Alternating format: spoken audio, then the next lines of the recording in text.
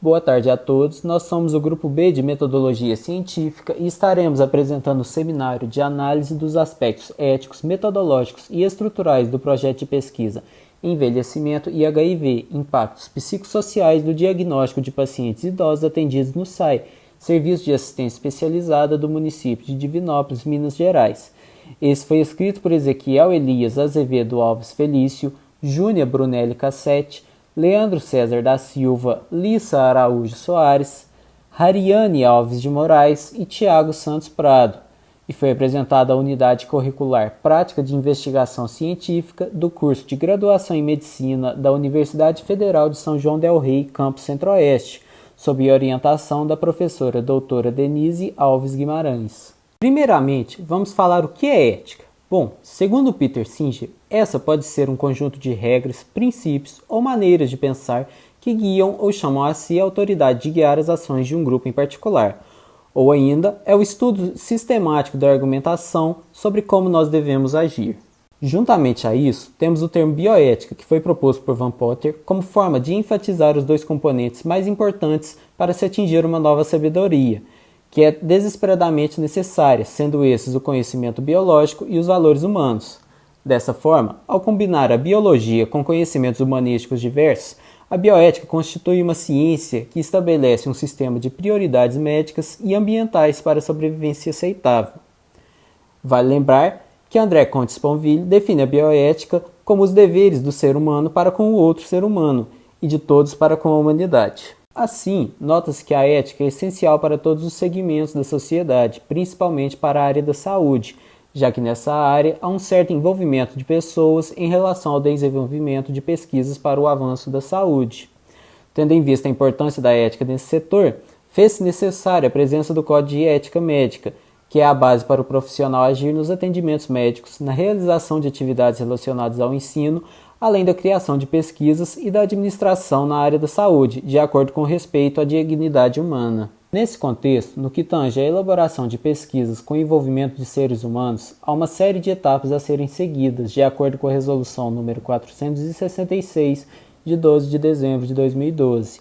Essa incorpora sobre a ótica do indivíduo e das coletividades referenciais da bioética, tais como a autonomia, a não maleficência, a beneficência, a justiça e a equidade, visando assegurar os direitos e deveres que dizem respeito aos participantes da pesquisa, à comunidade científica e ao Estado. Ao longo dessa apresentação, nós evidenciaremos e analisaremos as determinações previstas pela Resolução 466 ao projeto de pesquisa em questão. Ao discorrer da pesquisa, são observadas repetidas condutas éticas sugeridas pela supracitada Resolução nº 466, de 12 de dezembro de 2012, as quais são explanadas a seguir. Inicialmente, foi preciso que o projeto construído fosse submetido ao CEPS do CCO número 006 de 2011, que é o Conselho de Ética de Pesquisa envolvendo seres humanos. Posteriormente, houve uma preocupação inerente à capacidade do possível participante compreender o processo de pesquisa, de participar produtivamente e de se opor a qualquer situação incômoda, como indicado no dado trecho. Abre aspas. Foram definidos como critérios de exclusão as restrições da autonomia que se apresentassem como restrição à capacidade de autodeterminação para responder às perguntas da entrevista e as manifestações de oposição à participação na pesquisa. Fecha aspas. Na página 21. Para confirmar a não oposição à pesquisa, é relatado no projeto que se asseguraram dessa autorização através do termo de consentimento livre e esclarecido, TCLE, assinado pelos participantes. Essa conduta assegurou a dignidade e autonomia dos participantes, como indicado no item 3.1, subitem A e item 3.1, subitem J da resolução. A garantia da proteção da identidade dos participantes, sua integridade e sigilo são amplamente defendidos no item 3.1, subitem C, item 3.1, subitem I e item 4.3, subitem E, sendo observados na pesquisa, segundo consta, abre aspas, para a identificação dos entrevistados, especialmente em relação à garantia dos princípios de sigilo, optou-se pela utilização de pseudônimos escolhidos pelos próprios entrevistados, fecha aspas. Isso está na página 22. A natureza da pesquisa, pautada em envelhecimento associado a HIV, doença altamente estigmatizada na sociedade, trabalha com as inseguranças direcionadas à manutenção do sigilo do diagnóstico. A garantia da confidencialidade dos dados é uma abordagem ética reiterada no item 3.1, subitem C, item 3.1, subitem I e item 4.3, subitem E, como já referido anteriormente. É possível novamente perceber o exercício ético de tal iniciativa ao analisar um dos parágrafos, na página 23. Abre aspas. Ressalta-se que o medo do desvelamento do diagnóstico ao entrevistador e a outras pessoas de maneira geral aparece como o argumento mais recorrente entre os idosos que não quiseram participar, apesar de a explicação dada pelo entrevistado sobre as questões de sigilo em pesquisa. Fecha aspas. E também na página 46, explicitado no seguinte trecho, abre aspas. Mesmo quando os entrevistadores explicaram as garantias de ética e sigilo em relação à identidade dos sujeitos que optassem por participar, por exemplo, pela adoção de pseudônimos, alguns idosos abordados se recusaram a participar da entrevista alegando o medo de que familiares conhecidos ou pessoas vinculadas ao trabalho pudessem saber a respeito de seu diagnóstico. Em ambos os casos, o respeito pela decisão em recusar a participação na pesquisa refletiu as indicações de diretrizes éticas da Resolução número 466. É possível notar, na redação do projeto, que a estratégia metodológica de entrevistar os participantes no dia em que os mesmos já eram atendidos no Serviço de Assistência Especializada, o SAI, embora não seja uma obrigatoriedade no tocante a recomendações éticas, agregou à pesquisa o caráter de pesquisa e segurança de anonimato desses entrevistados, uma vez que não demandou outros deslocamentos e maiores disposições que pudessem produzir constrangimento. Por fim, a pesquisa sobre HIV e envelhecimento reforçou sua eticidade ao respeitar o item 3.1, subitem D, em função de sua relevância, visto o seu papel socioeducativo na área da saúde ao discutir um tema, por vezes, negligenciado na sociedade, cuidando dos interesses dos pesquisadores e dos entrevistados. Dessa forma, pode-se concluir que todos os métodos de estudo realizados com participantes do projeto discutido seguiram os preceitos bioéticos requeridos para tal tipo de análise com o humano. A conduta dos pesquisadores indica a sua preocupação com o respeito pela pessoa entrevistada acima de seu quadro clínico trabalhado, ao realizar uma abordagem pautada na manutenção da autonomia e da dignidade dos sujeitos estudados, sem lhes causar risco, dano ou exposição.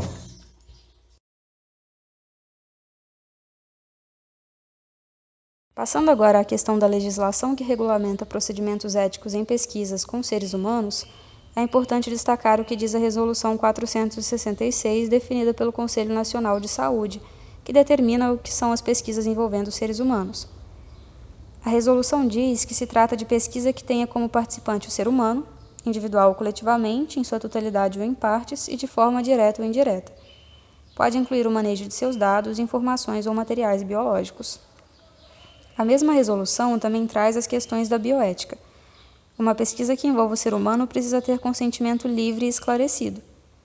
É importante que os participantes estejam cientes dos motivos que levaram à pesquisa, dos seus objetivos, procedimentos, dos desconfortos que podem vir a ser causados durante a pesquisa, quais serão os benefícios, como será o acompanhamento e a assistência que a instituição vai fornecer. Os grupos em situação de vulnerabilidade devem especialmente ter a sua dignidade e autonomia respeitados. Todo sujeito é livre para permanecer ou não na pesquisa, podendo deixá-la a qualquer momento, e todos os dados precisam ser mantidos em sigilo. Existem vários princípios que devem guiar uma pesquisa. Um deles é o princípio da beneficência, que é a obrigação ética de minimizar os danos e maximizar os benefícios. É preciso ponderar quais são esses possíveis danos e garantir que eles sejam evitados. Esse é também o princípio da não maleficência. O princípio da justiça envolve a questão da equidade. Os pesquisadores precisam atuar de modo imparcial, não deixando que nenhum aspecto social, cultural, financeiro ou qualquer outro interfira na sua relação com o participante. É preciso tratar a todos os indivíduos segundo o que é moralmente correto e fornecer-lhes tudo aquilo que for devido. Esse princípio envolve também a destinação socio-humanitária da pesquisa. Envolve pensar quem serão os beneficiados pelos resultados e como eles serão alcançados. Cabe também à equipe pensar na assistência necessária aos participantes.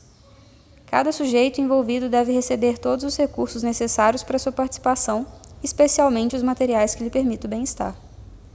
Os procedimentos devem ser planejados e realizados de modo a garantir sua confidencialidade, resguardando a imagem dos sujeitos. Não deve haver nenhuma exposição daqueles que se dispuserem a participar. A equipe de pesquisa deve se lembrar também que todos os sujeitos têm valores inerentes a si e que devem ser respeitados, sejam eles culturais, sociais, morais, religiosos ou éticos, além também dos seus costumes e tradições, que precisam sempre ser levados em conta.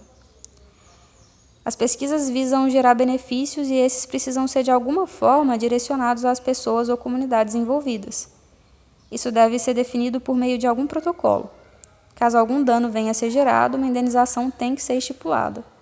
Tudo isso precisa ser pensado antes que a pesquisa se inicie e cada participante deve ter acesso a essas informações. Tanto a instituição a qual os pesquisadores estão vinculados, quanto os próprios pesquisadores devem ser responsáveis pela integridade e bem-estar de todos os participantes, aplicando os princípios da bioética e levando em consideração as particularidades de cada um. As pesquisas envolvendo humanos devem estar de acordo e ter embasamento nos princípios científicos, usar os métodos adequados às questões levantadas e especificá-los, aplicar esses métodos e tratar os diferentes grupos de forma igualitária e homogênea, comunicar às autoridades competentes os resultados que possam trazer benefícios à comunidade, sem deixar de preservar a imagem dos sujeitos participantes e, por fim, fornecer acesso gratuito e profilaxias, diagnósticos e terapias que se mostrem eficazes a todos aqueles que tiverem participado.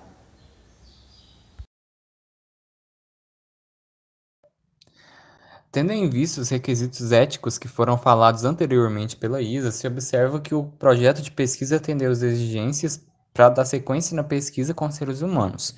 Podemos verificar isso quando se vê que quem não consentiu em participar não participou e quem não tinha capacidade de autodeterminação foi excluído. O sigilo foi respeitado, com observação aos limites das respostas de quanta informação os entrevistados quiseram dar, informando os pacientes sobre as formas de contágio. Outras maneiras pelas quais o sigilo foi respeitado é por meio da identificação dos entrevistados, já que se optou pela utilização de pseudônimos escolhidos pelos próprios, além de o local que foram feitas as entrevistas terem sido em salas para atendimento individual, que são isolados acusticamente. Podemos ter a verificação também, quando se observa que foram feitas entrevistas com pacientes a partir de 60 anos em atendimento nos serviços de assistência especializada de Divinópolis. Aqui vale ressaltar que a coleta de informação foi previamente aprovada pelo Comitê de Ética do CCO. Foram respeitados os valores e as especificidades de cada entrevistado também foram devidamente reconhecidas. A escolaridade, idade, sexo, renda familiar, tempo de diagnóstico e tratamento, educação sexual, como adquirir o HIV, reações diante do diagnóstico, reações de pessoas próximas, mudanças pós-diagnóstico, preconceitos enfrentados e autocuidado pós-diagnóstico. Os procedimentos éticos também foram adequados por ter sido ressaltada a necessidade de ampliação das discussões sobre o tema entre os profissionais de saúde, como fator de prevenção e diagnóstico precoce, contribuindo para o melhor tratamento desse grupo social pelo serviço de saúde. Além disso, também houve sugestões de construção de políticas de saúde e práticas em saúde que sejam sensíveis às questões discutidas e que buscam incentivar as práticas seguras. Nisso, se teve de sugestão da criação de espaços de diálogo entre os profissionais de saúde e os idosos. Além disso, pode-se dizer que a pesquisa foi justificada pelo aumento no número de idosos com HIV e pelas poucas informações sobre esse fato. Houve também a elaboração de hipóteses, ora confirmadas, ora descartadas durante as análises, sempre visando os limites da pesquisa à área, aos aspectos biodemográficos e psicoculturais. As análises das falas, que foram divididas por categorias, foram feitas à luz do referencial teórico e dos achados na literatura. E outra maneira pela qual a legislação foi cumprida foi pelas entrevistas terem se dado um caráter exploratório, sendo analisados de acordo com o que foi respondido nas diversas perguntas em relação aos relatos, separando as pessoas em grupos de acordo com as respostas. Houve também sugestões de aplicabilidade das pesquisas para melhoria da abordagem de saúde dos idosos, com discussões e esclarecimentos sobre sexo e sexualidade e sensibilização com as diferentes situações. O texto foi apresentado à Unidade Curricular Prática de Investigação Científica, o PIC, do curso de graduação de Medicina da UFCJ-CCO. E, por fim, em cumprimento das normas, foram oferecidas práticas de saúde pelo SUS para mitigar eventuais riscos, como acompanhamento psicológico, grupos de discussões e outros.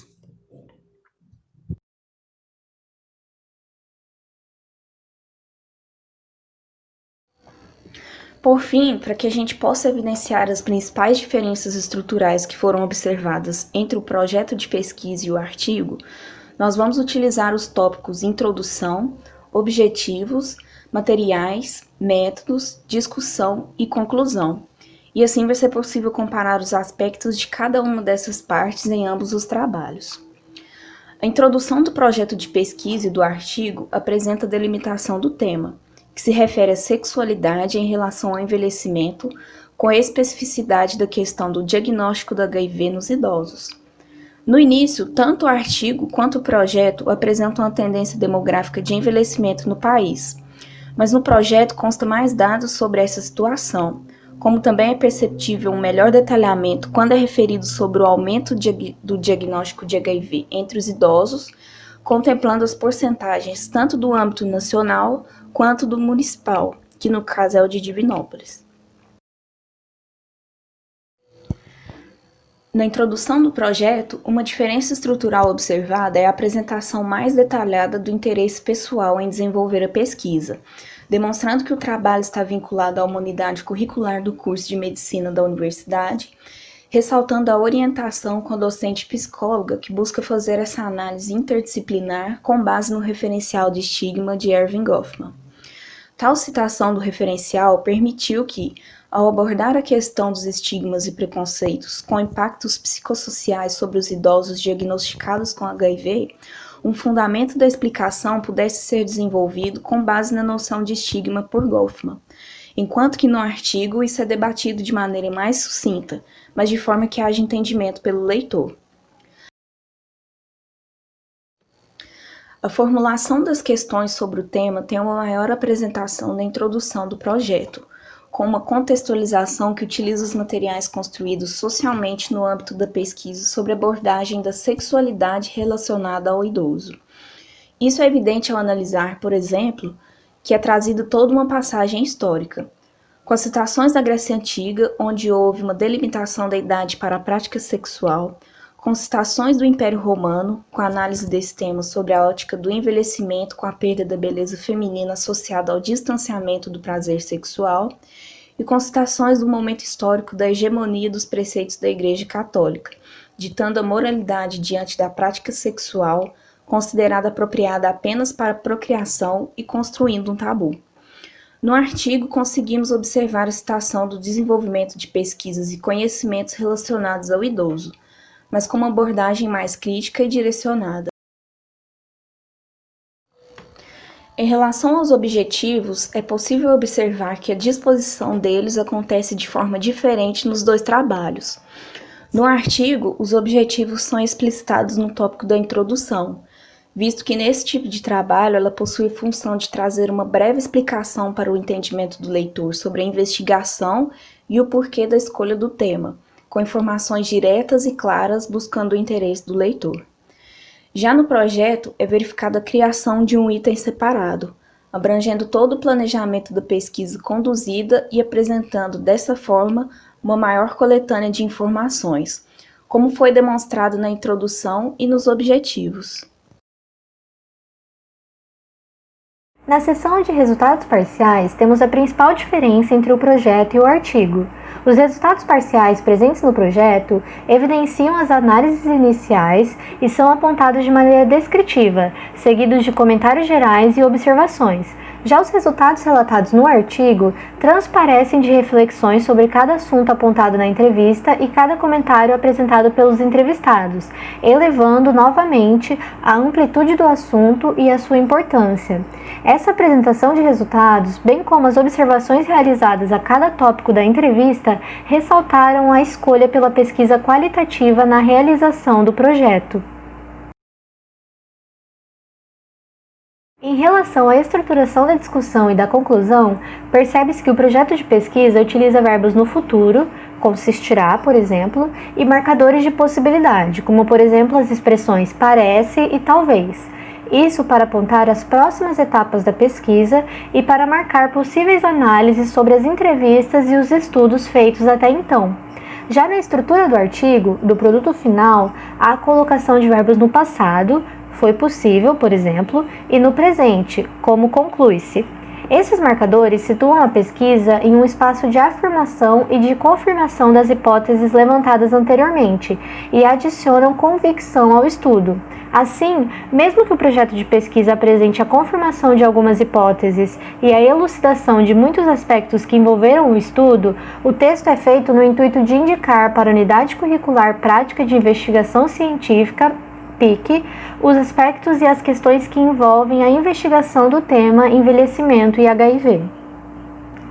Além disso, ainda na discussão do artigo, nota-se que os resultados quantitativos se encontram conectados ao conteúdo qualitativo e que, nessa etapa final, cada tópico discutido é desenvolvido detalhadamente, incluindo transcrições, números, citações e informações inéditas. Ainda sobre o projeto de pesquisa, é necessário observar que a redação desta etapa não constitui uma modalidade menos completa ou carente de rigor científico e metodológico, uma vez que o projeto possui funções específicas e muito importantes. Nesse sentido, o objetivo do projeto de pesquisa é planejar e elucidar a modalidade, os procedimentos e as questões que envolvem a pesquisa, de modo a proporcionar a compreensão dos professores e dos avaliadores sobre o estudo e, assim, conquistar os recursos necessários para a conclusão da pesquisa.